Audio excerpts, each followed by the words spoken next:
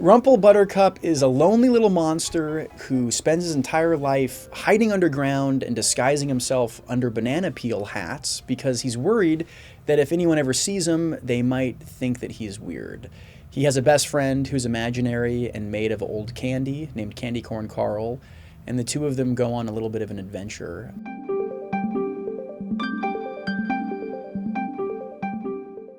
It was a little while ago.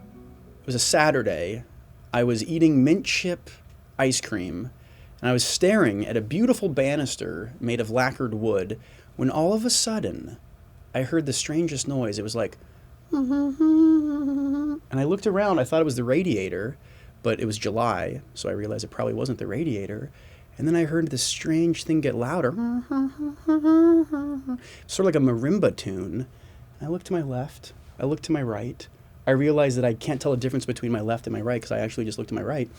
And then I realized that the marimba tune was coming from my ice cream. I looked down, and right there, hidden below my last scoop, was this timid little green guy.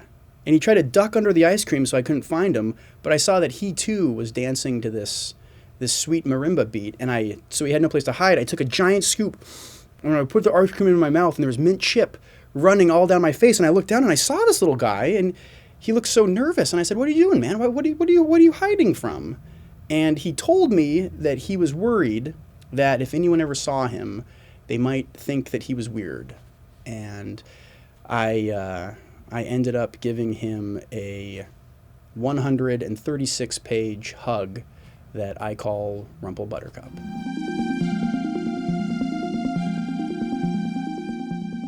My goal with this book is sort of the same goal I've had in anything I've ever made, and that is to hopefully make anybody who feels alone not feel alone. And anyone who feels like an outsider, I just want them to realize that they belong.